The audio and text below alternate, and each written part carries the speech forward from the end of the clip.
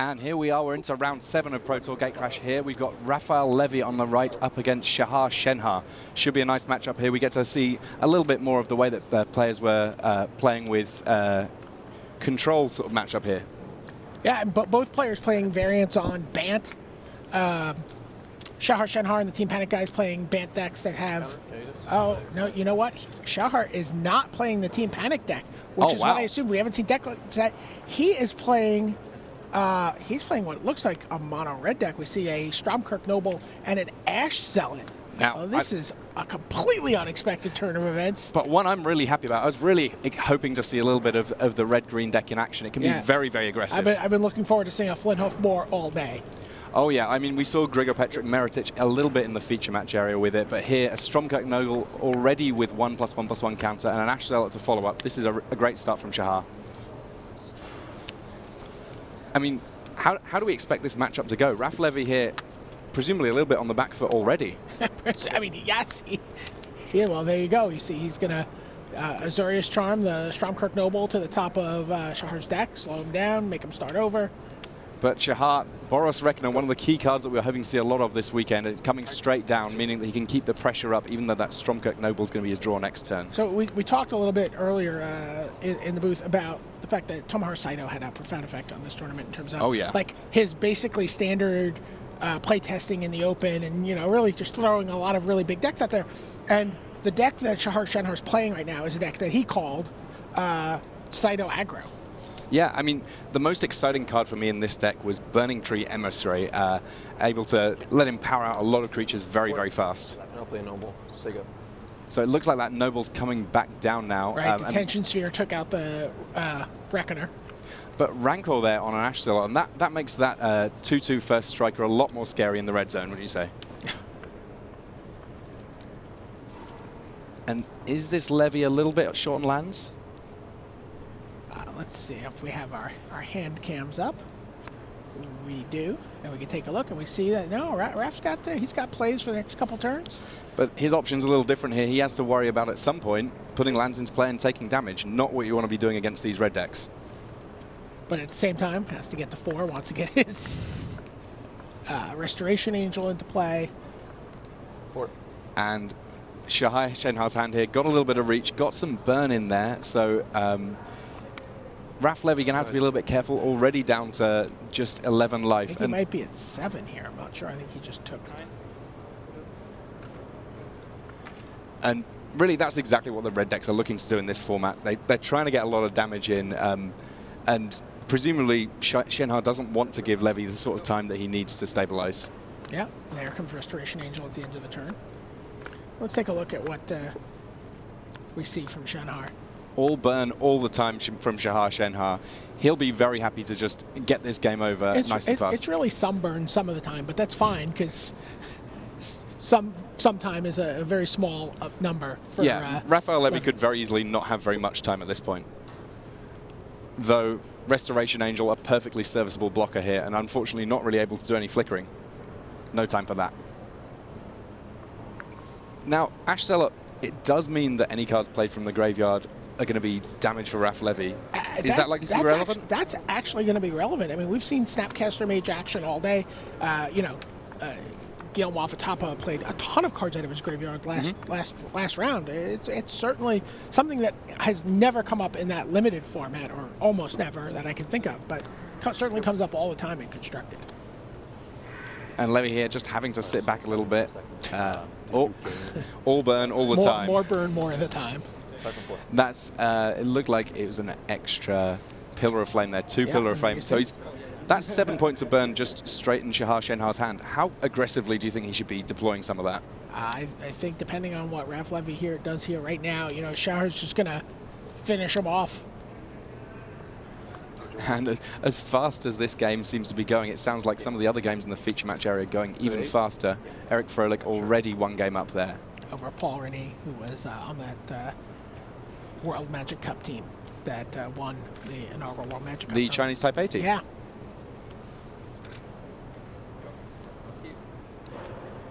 So a Sphinx's Revelation for 1 from Raphael Levy. Every point counts. Yeah. first striking Ash Zealot is really giving him fits. Yeah, the Rancor turning the Ash Zealot into a 4-power first striker means that it's not something to be profitably blocked anymore by the Angel. And of course, the Rancor will come back if the Ash Zealot does somehow find itself in the graveyard. Oh, and is that looks to be enough burn to end game 1 quite decisively there. Raph Levy going to have to go to the sideboard and find something that he can do about all of that aggression from Shahar Shenhar. What sort of things we got in the sideboard here from Levy? What sort of options has he got? Well, let's see.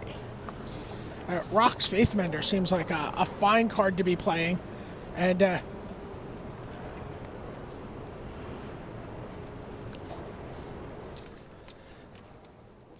Deck Faden is the greatest thief in the multiverse. Follow his adventures in the Magic the Gathering comic product by IDW. A special promo card unique to the IDW comic series comes in each issue. Find out more about these at wizards.com/magicmerchandise. So, we saw Rancor being pretty solid in that game. It really shortened the clock a little bit. Well, it's not even shortening the clock. It just made it impossible for Raph to block. You know, combined with a first striker. So, we're going to take a look at It'd be great, yeah. So there it is, Rancor, the uncommon enchantment. It's been around for a little while, first printed in Urza's Legacy, where it was in the top 8 of the 99 World Championships. And coming back from the graveyard, a really powerful choice back then and now. Oh, absolutely. I played with that card quite a bit when it was originally printed. It was supposed to be reprinted in 2011, in Magic 2011. That's interesting. But because Infect was around at the same time, they pulled the plug on that. Makes a lot of sense. I mean, Infect plenty dangerous enough even without Rancor, so throwing it in there on top might have been a little bit much. Although, interestingly, they did unleash the card on Modern because, Urza's Legacy, not a set that was Modern legal. Yeah, and it's kind of cool to see that like Rancor is now playing in the red decks. It's because of the quality of the mana fixing in this format. It's one that can be sort of splashed into a few other different types of decks. So even though what the card does isn't all that different from what it was doing back when it was first printed, it can do it in different places. Right. So one of the things that's very interesting to me about these two decks that we're looking at, Raph Levy and Shahar Shenhar. Shahar's playing one of the few decks in this format, and we saw it also with Conley, that has any basic lands in it. And in this format, like, there's very little punishment for not playing basic lands. Take a look at Raph Levy's mana base here. Are there any in there at all? No, he has none. Wowza. He does not have a basic land. He's got Breeding Pools, he's got Temple Gardens, Hallowed Fountains, Sunpetal Grove, Sacred Foundry, Steam Vent, Hinterland Harbor, Kessig Wolf Run, Glacial Fortress, which, by the way, are two lands funny to say together in the same deck list. Yeah, lots of different pressures on his mana base there, but with every land pretty much tapping for 2 mana, not really all that difficult to support them. Right. I guess that the other side of that is looking at Shahar Shenhar's sideboard. One card that he's got a couple of copies in there is Volcanic Strength. Now that potentially punishes people for playing basic lands. Punishes people for playing basic lands, and also punishes people. It's kind of interesting. I thought I would see, like in the Jund list, I thought I was going to see more Stomping Grounds. There's not a lot, if you don't like Gore Clan Rampager, there's not a lot that Gatecrash offers to that deck specifically. Yeah. And, the more mid-rangey ones, the aggro ones, obviously, Burning Tree Emissary. But the Volcanic Strength grants Mountain Walk. Ooh. So... Yeah, the +2/+2, clearly not unimportant, but the fact that creature's just never ever going to be able to be blocked for the rest of the game if there's a mountain in play. Yeah, it makes your Stomping Grounds pretty problematic. So only it looks like only a Steam Vent here. So and the Sacred Foundry. Steam Vent and the Sacred Foundry are his mountains. So, but other than that, he's mostly banned. In terms of what potentially more likely to come in for Shenhar, Skullcrack. This a Gatecrash card that there's a lot of life gain potentially in Levy's deck. And again, Rock's Faithmender. How many of them? It looks like he has 4. 4 Faithbenders. I mean, every time you gain life, you gain double as much. That's a huge game against a red deck. Yes, and again, he can do that on the 3rd turn with a Farseek. Yeah. Horrible nightmare of a start from the control deck. But it looks like the player's now drawing their hands. We're just checking. Like, Yes, they're just kicking off. It looks like... Raph played a land. Yeah, Levy there. It looks like a breeding pool to start with, and stomping ground there on the... Stromkirk Noble there on the other side of the board. Not one that's going to match up too well against that Augur of Bolas, though. Yeah. Augur of Bolas, not a human, completely able to block the currently 1/1 vampire. And it fetches a Supreme Verdict off the top 3 cards of his deck. All of a sudden, Shenhar perhaps just going, well, maybe I might just have to burn you. Right.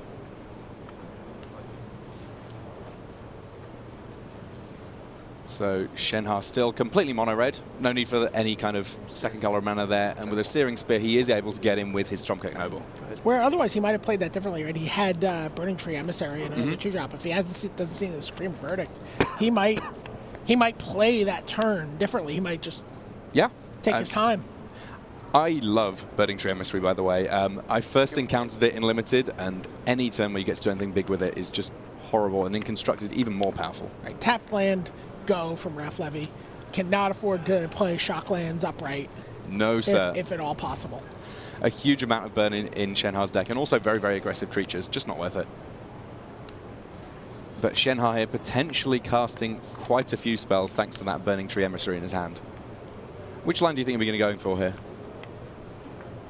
Does he want to play into the Supreme Verdict that he knows is there? No, he's just going to bring the Ash Zealot, and then I think he wants to keep a Burning Tree Emissary and another guy and back up for that follow-up turn. I mean, Raph kind of has the Supreme Verdict here if he can. 4 points of damage. You can't afford to let that vampire get any bigger. Yeah, although he did just draw an angel. So let's take a look at what's in Raph's hand here.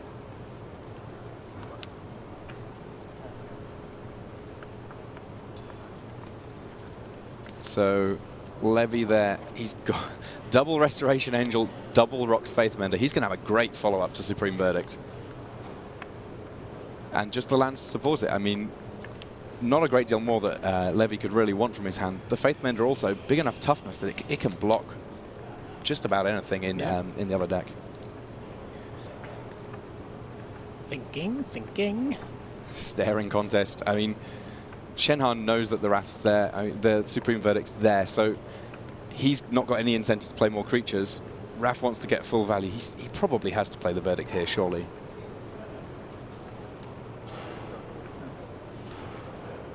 And this is a staring contest that's ultimately going to hurt Levy. There comes the Rock's Faithmender. It's difficult for Shahar to attack profitably through that. Yeah, I mean, even with the Rancor he's just drawn that's going to be able to make one of his creatures That's a little big enough to trade, it's still not a great position for him. Though, of course, the Rancor coming back means there's really no penalty to him playing it out here, I guess.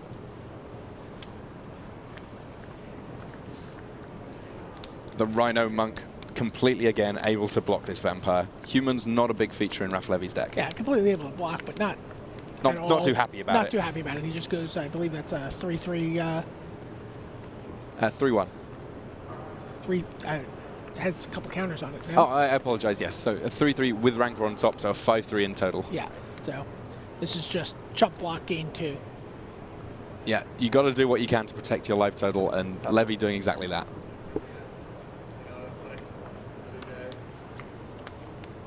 So Centaur Healer, another great one for protecting life totals, and it's going to play very nicely with Rock's Faithmender as and when there's time. But he needs to make up a little bit of time here, so maybe we will see the Supreme Verdict trigger getting pulled here. Boom, there it is. Rancor going back to Shahar Shenhar's hand, but the rest of the creatures going straight into the graveyard there. Raph's going to take 4 here. Just straight up, right back into the red zone. Yeah. No delays. Just Burning Tree Emissary into Ash Zealot into Rancor. Well, Burning Tree Emissary, it's making a red and a green mana, so that the sequencing is going to be a little funny. He's going to have to leave that green floating. It'll still be fine.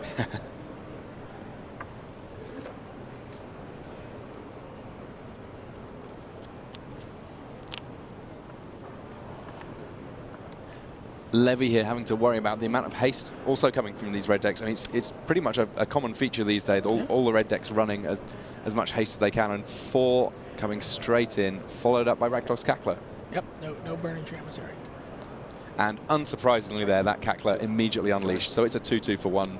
No blocking, but I don't think that Shenhar's going to be too worried about that. Show you what's left in Shenhar's hand. Meanwhile, we can see that there's a Kessig Wolf run from Raphael Levy here. While it may be one of the key features for the deck's name, maybe not exactly the draw he was looking for at this moment. Though I guess... Kessig Rocks run? Cleveland Rocks. No, but I guess that the Rocks Faith Mender, he can give it a bit of extra power with that Wolf run. He can go pretty out of hand pretty fast. Oof. We got a nice creature to follow up here with Boris Rekner, just a massive creature on the board. It can deal damage even if Levy can deal with it. It's one of the cards we knew was going to be big going into the weekend. Hard for the Bant deck, short of their... well, they got a couple ways, but... I mean, Azorius Charm to put it back on top of the deck. Combat's not your answer here. Not at all. So the Rekner coming down now. A nice little board there for Shahar Shenhar, able to get into the red zone fairly profitably still. Rock's Faith Mender holding the fort back for Levy, just barely. Can he get to...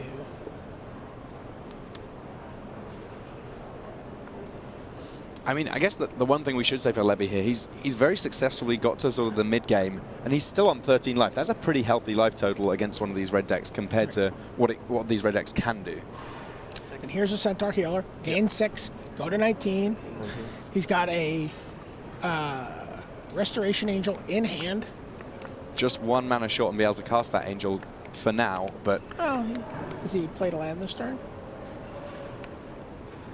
There's the land, comes into play untapped, immediately gaining the life. He doesn't want to risk anything untoward happening.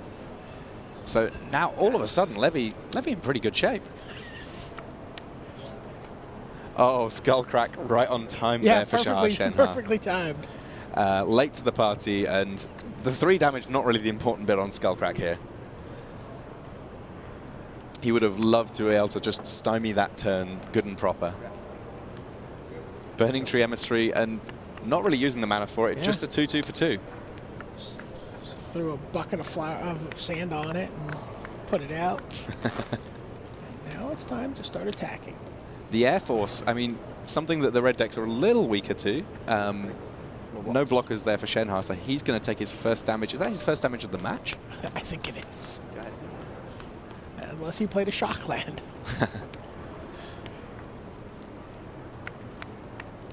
Got a result from one of the back tables. Paul Rietzel defeated Brian Kibler. 2 friends there. Yeah, guys who go back a long way in this game. And Kibler playing the aggressive Naya build, another deck that's kind of inspired by some of the decks that Saito's been testing out and playing with.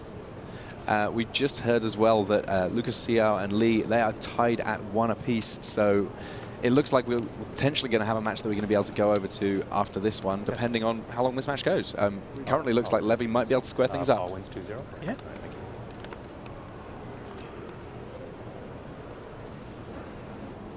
So Shenhar, he's... Rock's Faith Defender. Was this a card you were thinking a lot about coming into this event? I must admit that I perhaps had overestimated the impact of Skullcrack on how much life various decks could gain. But I guess that the fact that Rock's Faith Mender, every single turn, it's threatening problems with life gain. Another Restoration Angel in play here. Levy's just gaining a boatload of life. And with 2 flyers on the board, he's the one with the clock on this table. Yeah, those Centaur Healers are main deck. Wow, those are not sideboard Centaur Healers. And I mean, a 3-3 for 3, a very, very efficient creature. And when able to, Raph Levy ending that game on 33 life. That's just not at all what the red deck want to see. Do we think that being on the play is going to make a really big difference in this deciding game? Certainly a big deal for Shahar here, who is going to game 3 after Raph Levy evened this up 1 game apiece.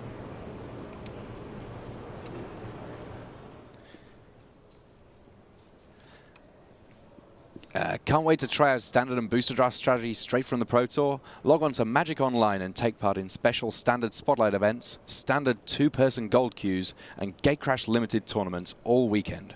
For more information, visit mtgonline.com.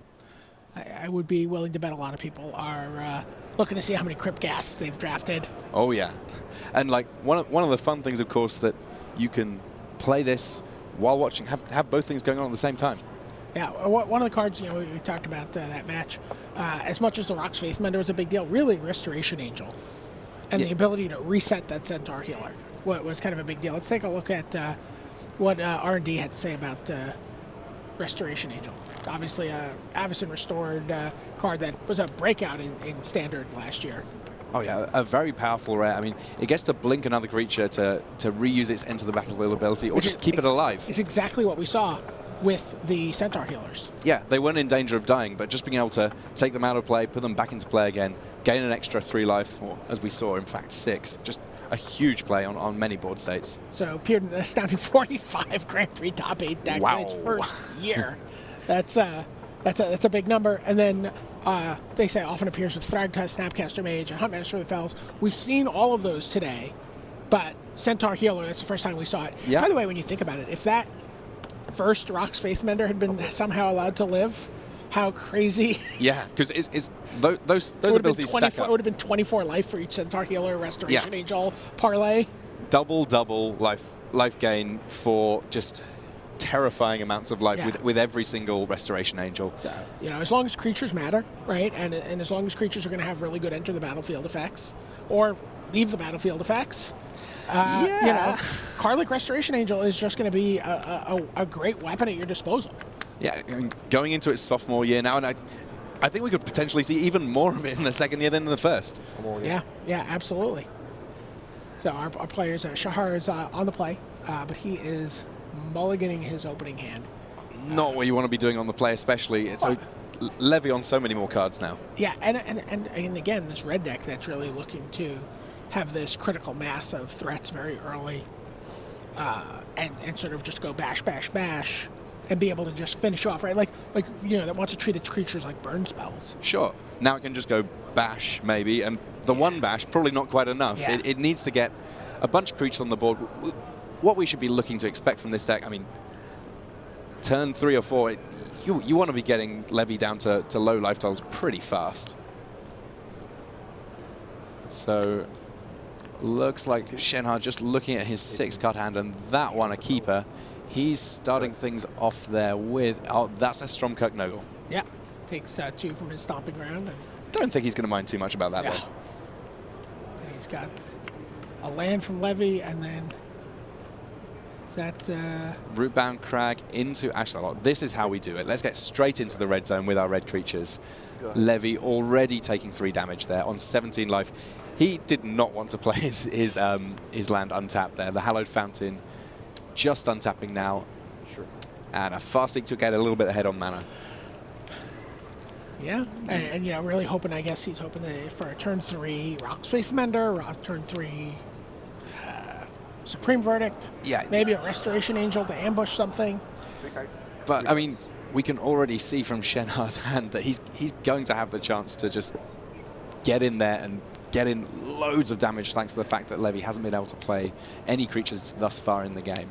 And we can see Burning Tree Emissary and Ashlalot there. Maybe just play the Ashlalot, get cracking into the red zone and have something to hold back. Well, let's take a look. I mean, we're going to see, again, you know, possibly that same sequence of plays for Levy with a Faithmender, Centaur Healer. If it still lives, he's got an opportunity for a Thragtusk. He's got the Thragtusk. He has everything in his hand that he needs to win this. Yeah, he can just sit back and say, I will draw some more cards, you know, thank you very much. But for now, I'm quite happy to just play the game with exactly what I've got going on right here. And I'm pretty sure I can deal with most of what you got going on. So a Lightning Mauler there in hand for Shahar Shenhar, and that pairs off very nicely with Burning Tree Emissary. Yeah, absolutely. Shahar is really going to need running Skull Cracks at some point. Yeah, 1 to the head. Well, 3 points to the head, crack you on the back of the head. No more life gain for you. Let's try and put this game away fast, because if we don't put it away fast, it's probably not going to happen. And that's what he's just stepping it up. Burning Tree Emissary into Lightning Mauler, pair them. Straight into the red zone. That's what, that looks like 3, 5. That's 9 damage coming into the red zone there. But we know that Raph Levy is able to cast Supreme Verdict here. Foil Supreme Verdict there, reset the board. Nothing left on the board there, and not a great deal left from Shahar Shenhar here, though. Shahar's got an Ash Zealot. He can get him down to 5. He can get him within 2 burn spells. Oh, he drew a Burning Tree Emissary. So, Levy on 7. Shenhar kind of just living off the top of his deck here. Fingers crossed from him, one must assume, but not sure that he's going to be too happy to see how this next couple of turns go. No. The landing cards operating, still a very, very thin margin for Raph to work in. But it should be enough, I think. The skin on his teeth is thick enough to survive these attacks.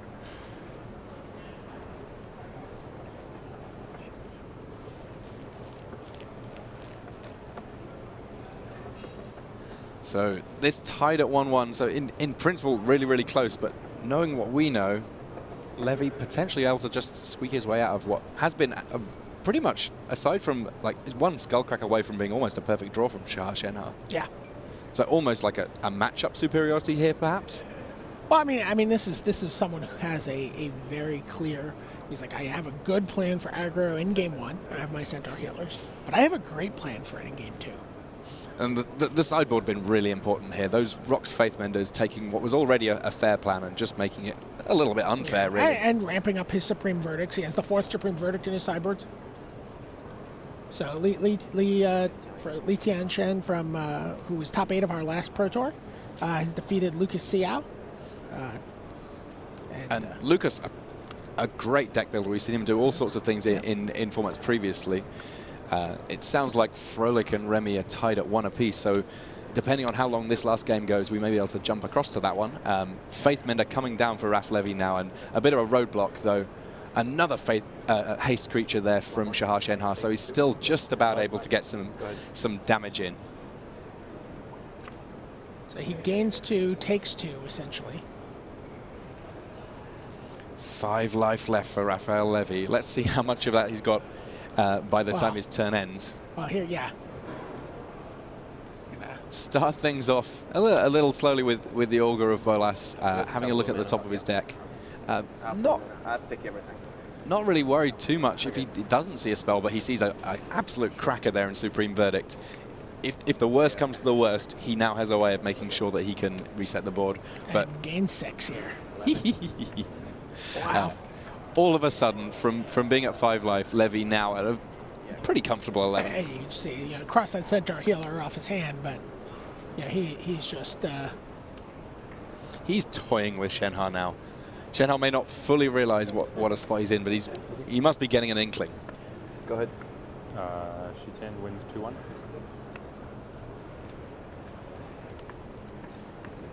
If Centaur healer gives you 3 life, sorry, 6 life with the Faithmender in play, with a Thragtusk, all of a sudden I'm pretty sure Shahar is just going to concede. Oh, and there's the Skullcrack.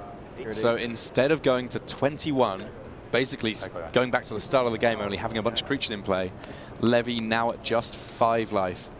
So in principle, maybe Shenhar can get through this.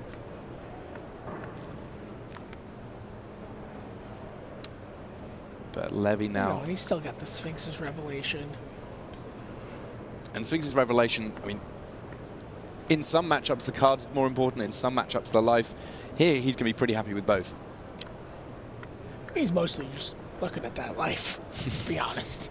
Instant speed, stream of life, plus a few cards on top. And Skullcrack there, just having a profound impact on the game, which would basically have been over if the Thragtusk had been able to do everything that it normally does. But that, a whole bushel of cards, that looks like 4 extra cards, so 8 extra life there for Raph Levy, going up to 16 life there. And Shahar, like the life total's suddenly almost even, but Raph Levy with the biggest creatures on the board. Right. And now he's got another Rox Faithmender. Oh, 2 Rox Faithmenders on this board is going to be a little bit filthy. Yeah, and and Azorius Charm if he wants to give his creatures lifelink. That's my brain cannot quite handle the amount of life that represents, but suffice to say, it will be enough that... Here comes a Centaur healer. Gain 12 life. So Raph on more than healthy 28. I don't know that Shahar's deck has enough damage in it. I mean, we know that there's an infinite life combo with Boros Ragnar, not one that we're expecting to see in this deck. Infinite damage is starting to look like the thing that you need to find in this format. So Flint Hoof Boar there is a 3/3 based on there being a stomping ground in play. So he's got the mountains, he's got the forests, and he could pay a red to give it haste, but probably doesn't want to get stuck in the red zone with that one. Yep, there we go. Shahar's barely paying attention to his... Just constantly looks at the final card in his hand. Looking at his nails. Draw a card. Azorius Charm. Just stoic little nods as every card comes here from Raph Levy. Okay, thank you. Is on a Kessig Wolf Run that he drew? Yes, it is. Uh-oh. All of a sudden, could we see that a Rock's Faithmender getting into the red zone? Because with lifelink, that's a huge deal. I really hope so. Don't mess with a Rhino in a fight. They've got horns. They'll get you with a pointy end. You got it. Why not play Azorius Charm lifelink attack with everything in Verdict? You gain like 1 billion. Like, how much life is that? You want to count real quick? Yeah, but then like, doesn't matter. Shahar's like, why wouldn't you just like gain 100? Gain 100. The best that he can do here is just sort of ask Levy about his play. He's got nothing more here. This game's all over. So now, we'd like to thank Gaming Etc. for being an official card retailer here at Pro Tour Gatecrash. Gaming Etc. is one of the premier destinations on the internet for all things Magic. For more information, visit gamingetc.com. All right, it sounds like we're going to get to see a little bonus Magic here. We're zooming in on Paul Rennie. There you see him. He was on the winning team from the World Magic Cup at Gen Con last year from Chinese Taipei. And there's Eric Froelich. Rocking his Mets hat. I appreciate that. New York baseball, 2 teams, 2 slightly different performances this season, but Eric Froelich keen on just the one. It looks like we may have just come along just towards the... No. You're looking at the wrong. There we go. Okay, so Thragtusk with a friend there, that a beast token, and Domri Raid on the other side of the board. The Planeswalker immediately going up to 4 life, and it looks like possibly drawing him a card there. Yeah, drew him a Burning Tree Emissary. Nothing to do with the mana, but... A 2/2's a 2/2, and you got to protect your Planeswalkers where you can, right? So the Beast heading into Domri Raid, and is that Thragtusk as well coming in? I believe Thragtusk is coming at Eric Froelich. Okay, that's all right. There's usually not too many. And Froelich more concerned with his own life total there than with his Planeswalkers. Yeah. Hunt Master of the Fells. Right. Huntmaster coming along the stage. Okay. Immediately with a 2/2, and Paul Rennie going up to 23 life. I mean, honestly, we don't need a lot of the actual ones from here. These are all like these are all ones from like we need for the draft, like these things, these things, right? Well, I've So, like spirits, actual spirit, Hellrider immediately coming in alongside a Lockstone Smiter. So Eric Froelich, he's now got a nice collection of creatures on the board, able to get into a little bit of a fight with what Rennie has going on, though. Rennie with more creatures in total, and presumably at some point he can flip that Huntmaster. I'm not overly concerned. I mean, I got other people who are overly or who are concerned. Yes, who want actual. Yeah. We don't have the actual tokens. I'm like, because there's not like a warehouse full of tokens. So Rennie here with a fairly busy board, but against the Hellrider, he's got to respect the fact that in principle there could be quite a bit of damage coming through the other way, right? Not enough to get through. A Thragtusk, a wolf, potential werewolf and a Thragtusk. And the Thragtusk coming straight at Froelich again. He doesn't appear too worried about that Domri Raid, even though it could draw Froelich into a few more cards. Hellrider having to stay back on D. Yep. Trades the Hellrider with the Thragtusk. beast for Paul Rennie. And there we see Huntmaster of the Fells turning into the wolf form. That is Ravager of the Fells there. And taking out the Planeswalker in the process. Doing 2 damage to a creature there, but also 2 damage to a player, and that damage getting redirected straight onto Domri Raid. Now all of a sudden Frolic having to sit back with just the 1 creature on the board, and that a 4/4 Lockstone Smiter that's already taken 2 damage this turn. Could be some big attacks here from Paul Rennie.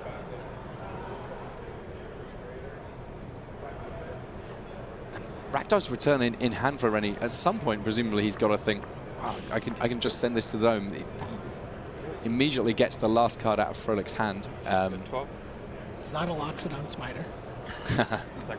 That, of course, being the way that you can potentially punish the... Plays Liliana of the Veils to sacrifice a creature, and then... clears the way for a big swing. Yeah. So wow.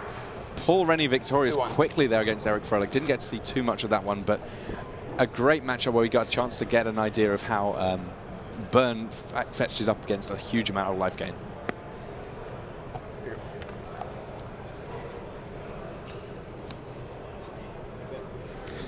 So a really, really exciting match there. Looks like Raph Levy with exactly the tools he needs to fight against the aggressive decks in this format. Rock's Faithmender just looks like a ton of fun. And it's funny, we talked a lot about Saito's impact on this tournament. I wonder, if someone had a deck like that, or had that deck, would that deck have been much better?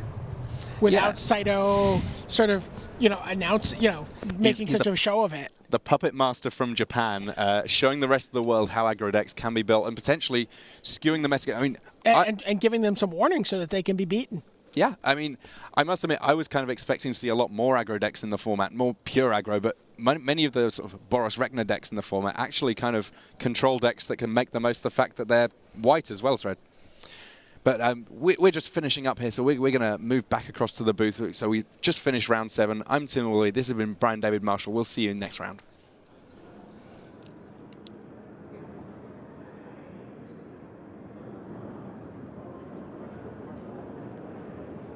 Hey everybody, welcome back to the news desk. My name is Marshall Sutcliffe, and I'm going to be bringing you a couple of cool features here coming up. But first, let's take a look at the scores from the round.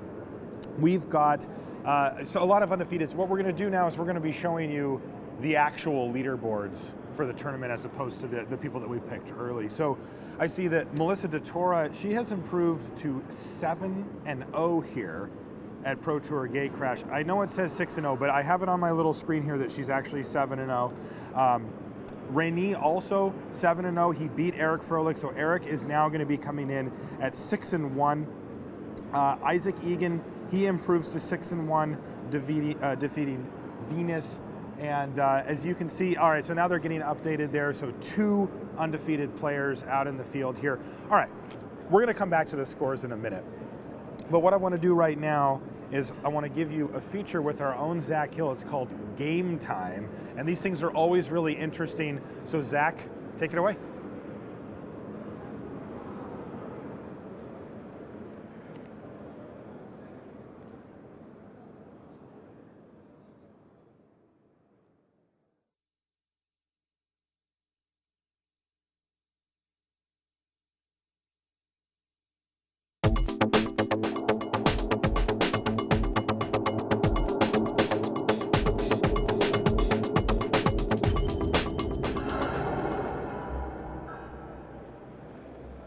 Hi, welcome to Game Time. I'm your host, Zach Hill. We've been watching a lot of Standard right now, but I actually want to take it back to earlier in the tournament when we were watching Limited to look at some of the plays that really stood out to me from some of the best players in the game. A lot of the time we talk about really, really, really good Magic, and we think that's what you do, something proactive that you create, something that you can look at and say, that was brilliant. But a lot of the times, the best plays are what you don't do. Having the discipline to hold back and be patient and be rewarded for it. So we're going to go through some clips and watch players who have been a little bit patient, have been waiting to pull the trigger, and how that's really paid off for them today. So I'd like to take a look at this first clip. Now we're going to see Hall of Famer Rob Doherty against Matteo Orsini Jones. Now I want you to look at Matteo's hand. He draws lands right now. He's playing a 5-color control deck, but he chooses not to play his 5th land drop, his 6th land drop. Now, why is he going to do that? It doesn't make a lot of sense. He's playing a very mana-intensive deck, a deck that requires a lot of lands and a lot of colors. Yet, nevertheless, he just holds the land in his hand. Well, why is that? It turns out his opponent, Rob, is about to make him discard 2 cards. Now, you see Orsini Jones very quickly bin the 2 lands that he held in his hand. Well, why? He's holding a Merciless Eviction. So we can take a look at our next clip right now. That Merciless Eviction would turn out to matter a lot. That's a card that can kill every creature on the board. Now, you see Orsini Jones reading a Primordial. This is going to put a Sepulchral Primordial on the table, along with Orsini Jones' own Guardian of the Gateless. Now, if he hadn't held those lands, he would not have the Wrath in his hand to be able to deal with it. But instead, we're going to see what happens. He simply untaps and casts his Wrath, and it's really no big deal. It's not often that you recover from a Sepulchral Primordial taking away the best creature in your deck, but as we're going to see in a little bit, that's exactly what happens. See the Merciless Eviction there, and Doherty, who thinks he's in the driver's seat, realizes that no, he's going to have to come back yet again. Turns out he doesn't do that, though. If we can take a look at our very, very next clip, we're going to see that Doherty wasn't the only player with a Primordial in his deck. In fact, Orsini Jones taps 7 right here, casts his own Primordial, takes out Doherty's last creature, and is going to wind up winning the match. So we see patience paying off for Orsini Jones as he's able to play around the discard spell even in his control deck that would normally take away his last 2 threats. That patience won him the game. All right, so let's take a look at our second clip. We're going to see again the next match. We've got a good friend of mine, Gurga Petrich-Meritic, against up-and-comer Ben Friedman. Got a lot of cards on the table. Friedman playing a Boros deck, Petrich-Meritic playing a Gruul deck. You see a lot of cards on the table. Now it turns out, Petrich-Meritic, he's got a 4-mana card in his hand, but he plays a Slaughterhorn instead. Now why does he do that? He's holding a Pit Fight, and he knows he's going to need to interact on Friedman's turn. Now Friedman, though, has a Holy Mantle. Holy Mantle is a card that's going to let him take out get any blocker through. But does he cast it? No, he doesn't. Instead, he simply holds it in his hand because he knows that Meritic is telegraphing a removal spell. Now, ordinarily, you'd want to cast it right here. You could clear through and you've got to win the game in a board stall. But instead, he holds it. He casts Madcap Skills. Now, he knows that Meritic is holding a removal spell. Why does he cast Madcap Skills? Well, he's trying to bait the removal spell out of Meritic's hand. Meritic takes the bait, gets a 2-for-1, is feeling really, really, really good about himself, but he walks right into the Holy Mantle that in fact wins Friedman the game. Now let's take a look at the next clip. Again, we see this, it's Meritic taking up his card. So I want to look at the next match between Hall of Famer Zvi Maushowitz and Rob Doherty that we've seen before. Now, if you look at Maushowitz's hand, he draws 3 spells this entire match. And yet he goes on to win the game. How? By being patient and doing what he needs to win. You see him cast a Leyline Phantom right here. That's the first time he does it, and he evolves his Krakenura. But we're going to see that isn't the last time it happened today. If we can take a look at our next clip. Board looks a lot the same. We see Maushowitz draw yet another land, another blank, something that he cannot use. What does he do? He attacks. Now you see Doherty over here. He's got a board full of creatures. Looks like he's in pretty good shape. Now he doesn't have white mana, which is going to turn out to be a deciding factor today. But Maushowitz doesn't have anything either. So what does he do? He attacks, simply plays his Phantasm, evolves his Krakenura, and says go. We can take a look at our next clip. It's going to look very, very familiar. Again, we see a lot of creatures on the board. Doherty at 19 life. Maushowitz, again, draws another blank. But he doesn't get mad. He doesn't get upset. He doesn't say, oh, okay, well, I'm so unlucky. Simply attacks with Phantom, plays it again, evolves a Krakenura. You see Doherty losing one of his creatures this time. He doesn't want to fall into a low life total. Mauschwitz creeping slowly ahead. The Krakenura getting bigger and bigger and bigger. Doherty draws his card. Let's take a look at the next clip. See again, the Phantasm, the Krakenura, a 2-1, not really doing a whole lot. Mauschwitz again draws another blank. But this time all the creatures get in the red zone, and that Krakenura big enough now to fight due to the tenacity of Mauschwitz. Doherty's still at 19 life, but he's going to take a big hit on this attack. So what happens? Is the tide turning? Let's take a look at the next clip. See Mauschwitz, same cards, but this attack looks very different. Doherty, 8 life points. It's not a lot of life. You see him right there. He's got one creature, can't really do a whole lot with it.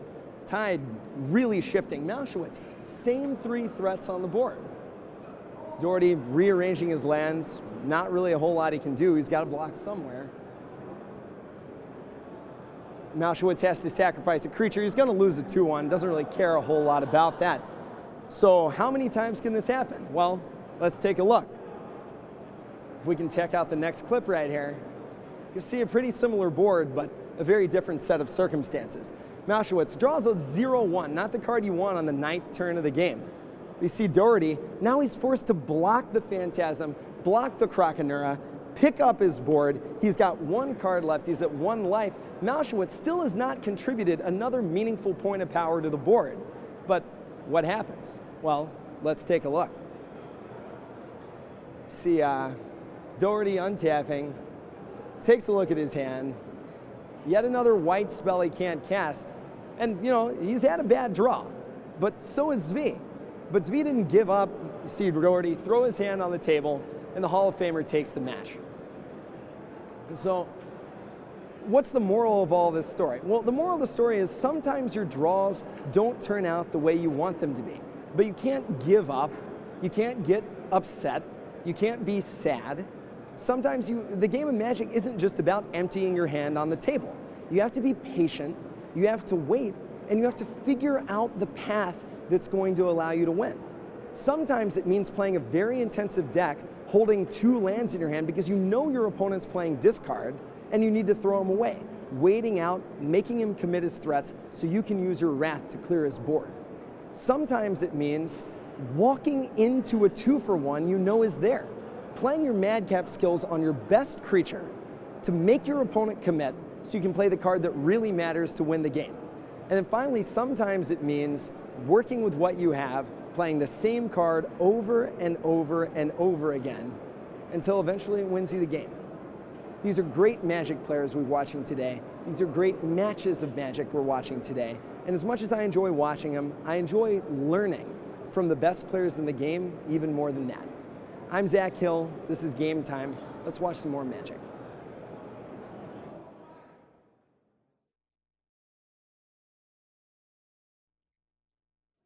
Hey everybody, Marshall Sutcliffe. Welcome back to the Tournament Center. That was great stuff. I always love those videos from Zach. Let's take a quick look at the scoreboard again. I alluded to that. We're going to be kind of checking in on that as we go here, and then I'm going to actually serve you up with yet another video. So if we can bring up the scoreboard, again, we've got 2 7-0s at the top with Melissa DeTora and Paul Rainey, both of them perfect on the day. Eric Froelich, he just took his first loss in the last round.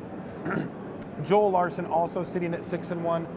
Tomek Perdikowski, 5-1. We're still waiting on his result from the round. I remember I played him in a GP once. I did not win. Felipe Tapia Becerra, he's at 6-1. Matteo Orsini Jones also at 6-1. We just had a chance to see him as part of Zach's piece. He's obviously playing well today, and his results are showing so as well. Don Van Ravenswash, he's 6-1, as is Isaac Egan. Now, we've been taking a look throughout the course of the day at these inside R&D segments, and we've actually covered all the guilds, but we're not quite done yet. There are still cards left in Gatecrash without a guild, and we're going to check out the inside R&D segment for those right now.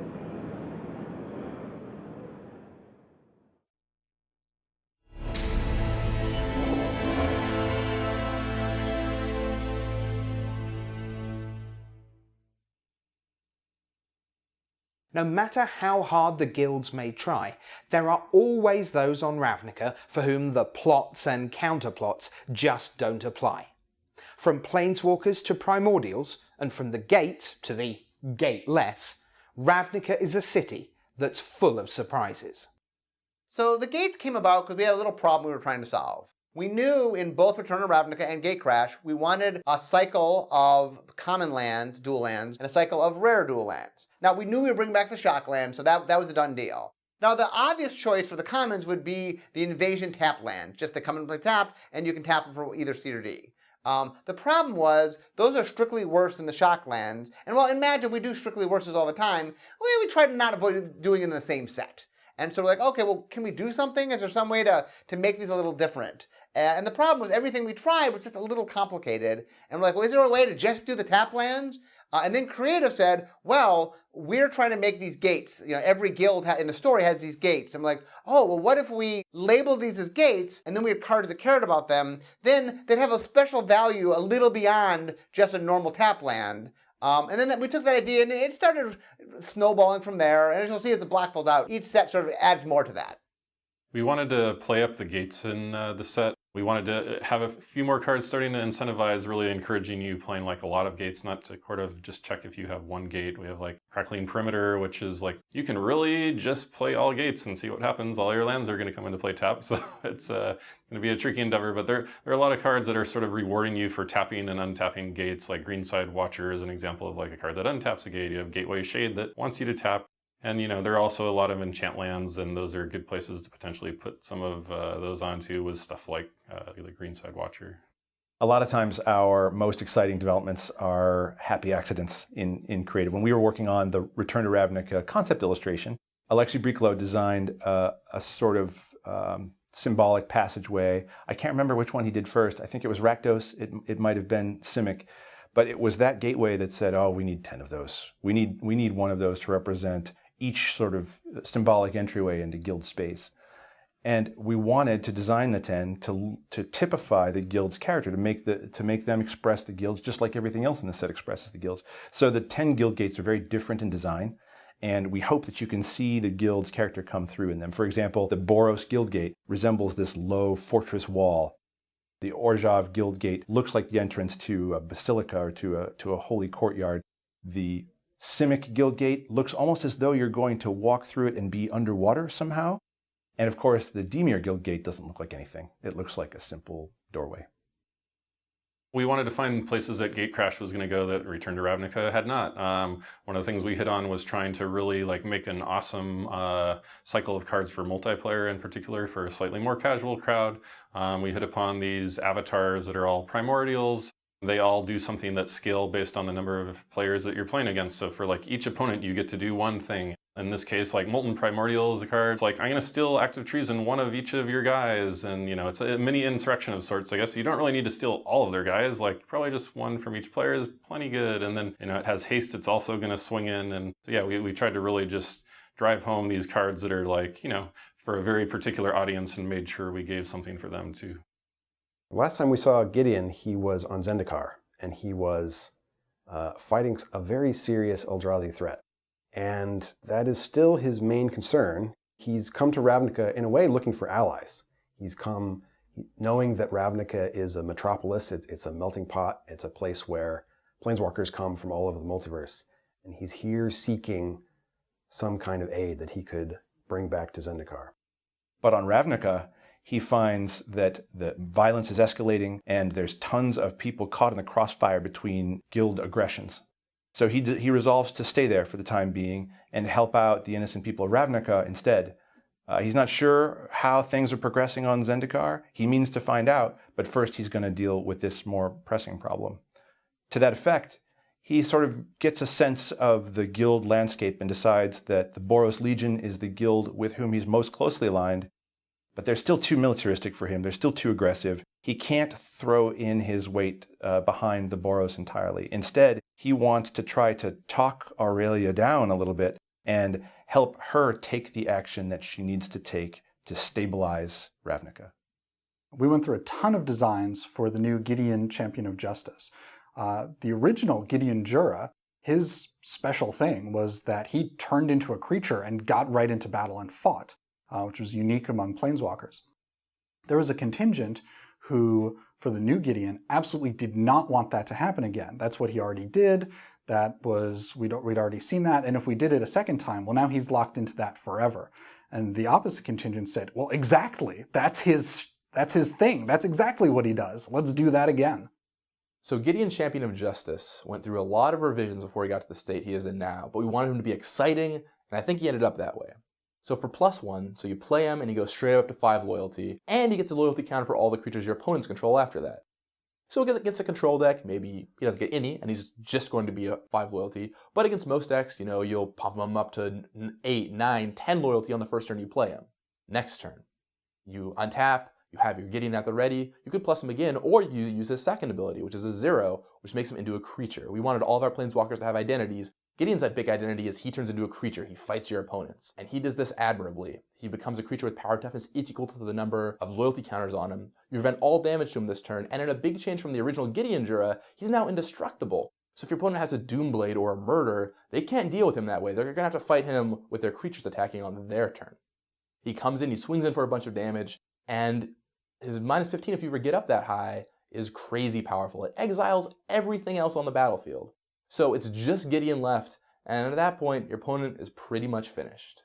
So when we were putting the whole block together, clearly the first set, Return to Ravnica, had the, hey, we're here, we're back, and we knew people were very excited. So the middle set had this weird place it was sitting in that it was a large winter set. We'd never done that before. It kind of like we had just done something, so it had to mirror what the first set did, but it had to stand on its own and be different. So even though it was like it had to have its own identity.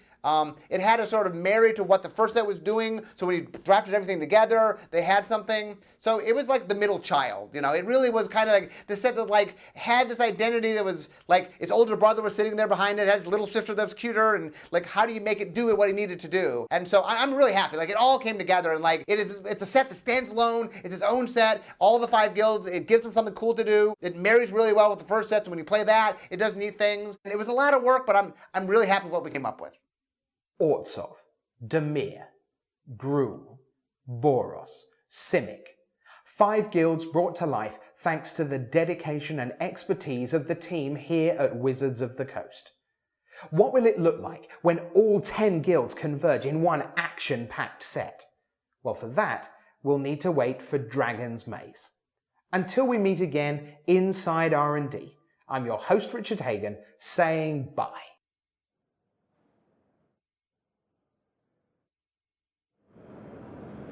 Hey everybody, welcome back. Hey everybody, welcome back to the news desk. My name is Marshall Sutcliffe and this is Zach Hill. Now Zach, we've been talking about decks all day. We've been talking about the tournament as a whole, kind of in this big picture type thing. But the lowest common denominator of all these things are actually the cards that we're using to play. And we're going to take a few minutes here to talk about some of them and how they play a role in the standard format. So we're going to keep going on. We kind of have like an A to Z type thing. So we're going in alphabetical order. The one that we're on right now is Dreadbore. That's one that I saw Conley was playing. Why don't you talk a little bit about Dreadbore? Yeah, for sure. So I played Dreadbore. I was going to play it at Grand Prix Atlantic City. It was one of the first cards we ever made in R&D that actually says kill a planeswalker on it. Yeah, that's an interesting step to recognize that as a specific type of permanent and say, now you can just kill that. Yeah, exactly. We cheap, sort of played around with it with Despise, which lets you make an opponent discard one. This is a little bit different. One of the reasons Dreadbore is important, there's a lot of conditional removal in the format. You've got Ultimate Price, which can kill anything that's monocolored. Sure. You've got the Victim of Night, which can kill anything that's not a vampire, zombie, or werewolf. Non-monster. Exactly, but very few cards that just straight up kill something. Dreadbore can do that. It can't do it at instant speed, so it's a little vulnerable to Restoration Angel. But it's very powerful overall. The other reason it's important is you don't want to put too many removal spells into a single deck, because then you're going to be up against something like Esper Control, or a deck that's just going to make you use Liliana to make you discard all of them. And Dreadbore can kill planeswalkers. Shore up that, because you can actually put these in the deck and still have a target. Yeah, exactly, because most of the control decks that you don't want creature removal against have either Garruk Primal Hunter, Liliana the Veil. Domri Radi, usually your removal is live, but it's good to be able to just kill the Domri so that you don't just get outdrawn. That's right. So Dreadbore really picks up a lot of the slack for the decks that are trying to play a lot of creature removal while still not having too many dead cards. Yeah, it seems like an important card and an important answer to have available in the format if people want to access it. Exactly. And right? usually If one Planeswalker gets out of control, you can have people fall back on a card like Dreadbore to be able to have a cheap, efficient answer to it. Exactly, and that's why you see like Jund lists play 1 or 2 copies, Conley's mono black deck, that's not really mono black, but black splash a couple red cards. It splashes actually for a pair of Dreadbores. That's right. And Rakdos returns. So the card definitely does some work. All right, why don't we take a look at the next card on our list, and it is Falkenrath Aristocrat. Now, this is a little bit of a late bloomer. Yeah. It had been out for a while before people kind of fully recognized its power. Where does it stand now? I think it's one of the best cards in the format. I mean, no question. It was really good in the black-red zombie deck that was good before the rotation. All of Team Star City, with the exception of Matt Costa, is playing this actually in a human deck. So it's really good as just a 4/1 haste flyer. It's better as a 4/1 haste flyer that you can make indestructible, either to block or to survive a removal spell. And it's best when it's actually getting bigger because you're sacrificing humans. So they built a human deck with a lot of creatures you want to sacrifice that takes probably maximum advantage of Falkenrath Aristocrat. Of course, the first time we really saw it shine was in Brian Kibler's mid-range deck in Innistrad block. Before then, it always kind of underperformed. But yeah, he unveiled that at Grand Prix San Jose, not San Jose, but and I remember that it was a huge card for that tournament. Oh, it was giant. And I mean, it revolutionized the format such that by the World Magic Cup, I mean, everybody's block deck was just that deck. That exact deck, with maybe a couple of tweaks. Now, we're in Standard. It has made its appearance in Standard. It's not a new card. We saw it in quite a few different red-black builds, specifically the ones that were geared towards the mid to late part of the game where they just hit you with haste creatures over and over and over, and even had enough power to ignore a Thragtusk. You know, just kind of, I'm going to fly over that one hit. Attack you. Yeah. Where do you think it fits now? You said we've seen it in some human decks. Is it still going to be a staple? Oh, I absolutely think so. I mean, part of it is just having a sack outlet is really good. A sacrifice outlet, like Sam Black teaching us that every time he builds a deck. And also just in concert, like it curves very well into Zealous conscripts. You take one of their best creatures, really, really good at taking a Boros Reckoner, which is one of the breakout cards of the format. You know, the format's faster, so you're not going to be able to rely upon it to just win races like you used to with it plus Thundermaw Hellkite. But I mean, the card also plays really good defense too. Like if you're holding back, you can just trade your worst creature for their best creature that has 4 or fewer toughness and still get ahead while you're waiting to sort of maybe draw another haste creature and attack in the air. The final thing to remember, it kills planeswalkers. Yes, and like it one-shots a lot of them. Right. You know, we had David Scharfman, and you did a deck tech with him, and he was running Boros Charm in what was a pretty controlling shell, and it looked a little out of place, but he said one of the best things about it was that it can just kill a lot of the planeswalkers even after they've come down and gone up a loyalty. Right, precisely, and the same thing is true of Falkenrath Aristocrat. All right, why don't we take a look at the next card here. It is Farseek. So this is on a way different end of the spectrum from where Falkenrath Aristocrat is. How important is a 2-mana ramp spell here? Oh, I mean, I don't think it's an exaggeration. Like, you can make an argument to me that Farseek is the best card in the format. Wow, right? The best card possible in the format? Well, I mean, look at all these Doesn't decks. attack, doesn't block, doesn't kill planeswalkers, doesn't win the game. Explain. It simply is Time Walk. It accelerates your entire deck a turn ahead of time. And I'm not 100% sure it just is the best card. But you're saying it would be in the conversation. Well, because it does stuff that no other card does. You see Bant decks, not only can they cast their Thragtusk Restoration Angels a turn ahead of time, and Sphinx's Revelation for 1 more a turn faster. Get that card right back. Exactly. They can do stuff like play 2 or 3 red sources for Kessig Wolfrun, 2 or 3 black sources for Nephalia Drownyard. Yeah. You can't do that without Farseek. And when you play these decks, especially Jund, the games where you draw Farseek are just of a different nature than the games where you don't draw Farseek. Because you're just doing fundamentally more powerful things sooner than your opponent. Well, right. I mean, Huntmaster of the Fells, if you cast it on turn 4, it's like, okay, but your opponent's emptied their entire hand. But if you can get the draw, like you win the coin flip, you play a Huntmaster on the play on turn 3, your opponent's board might be just like tapped Glacial Fortress, tapped Drowned Catacombs or something. Or, so I mean, it's good for the same reason. This is not hyperbole. It's good for the same reason. Mox You are Ruby still is Zach good. Hill, though, Yeah, right? it probably is Okay, hyperbole. so we're separating this apart now. But I mean, it turns out like mana acceleration, like you have rules in Magic. You can draw 1 card a turn. Right. When you break that rule by drawing multiple cards, it's really good. Another rule is you can play 1 land a turn.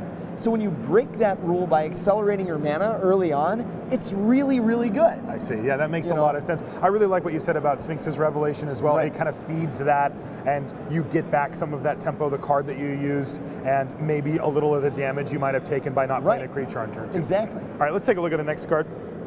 As we move through the alphabet A to Z here of cards of Standard, it is Gavany Township.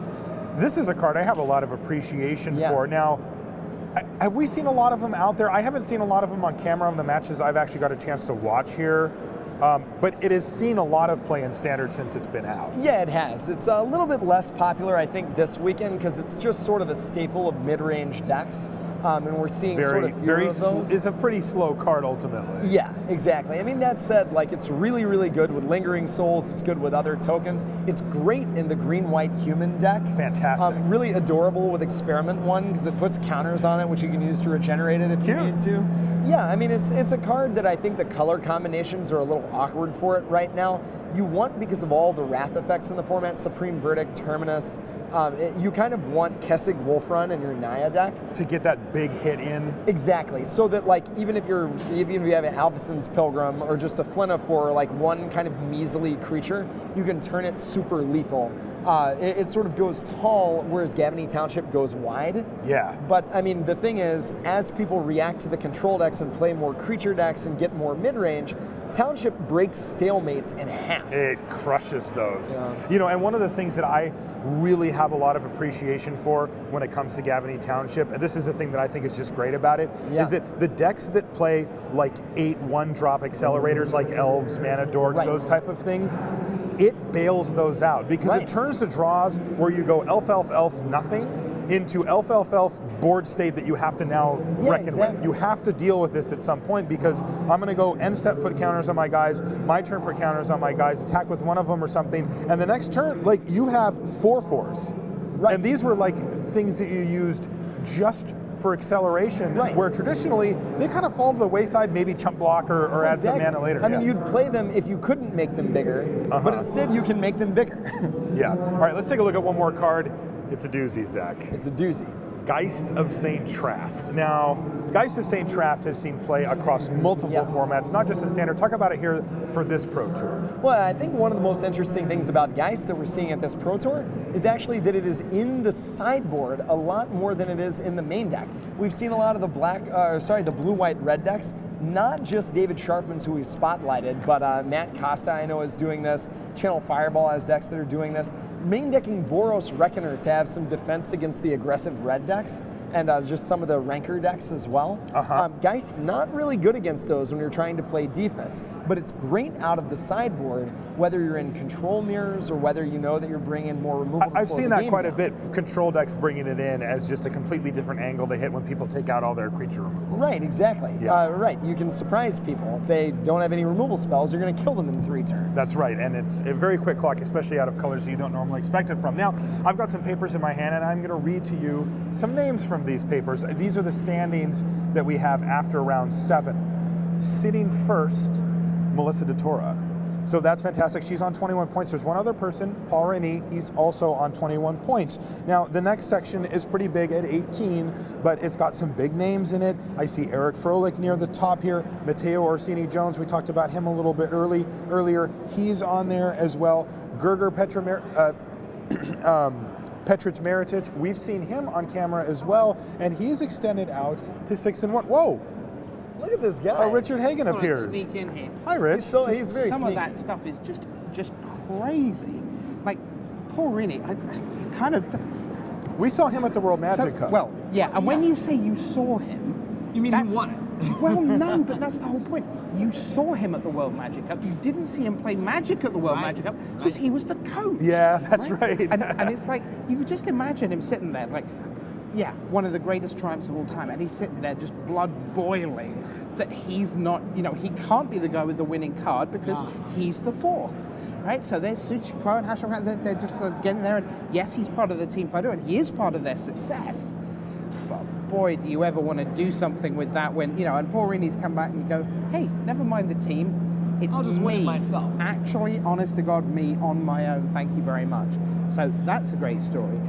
The other story I wanted to share with you, and obviously, you gentlemen are from these parts, the North Americas, as we like to call them, and a really great French story, which isn't a sentence you say that often in recent times. Are in you going to Magic the say it Gathering. in French?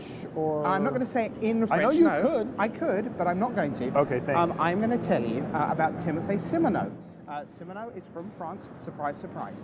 He plays as part of a group of 4 players. So number 1 is Pierre Dajon. He made his first European Grand Prix top 8 in the last few months of last year. Number 2 on this squad of 4 who meet up every week and they play together and play test and draft and so on, Jeremy Desani. Well, he won a European Grand Prix in the last 3 months of last year. So then we have number 3 on the team. This is Louis Deltour, the runner-up from Grand Prix London in 2011, and then he made the top 8. I think he finished 3rd at Grand Prix Bilbao at the start of this year. Simoneau's the 4th. Never really done anything. Till a week ago, wins Grand Prix London, playing Simic in the top 8 draft, just wipes the floor with very good Simic deck, to be fair. And now here he is, 19 points, this sort of weird, he was 6-0 and then he just draws in the last round. So to be the 3rd undefeated, but not... Did he play against Sivka?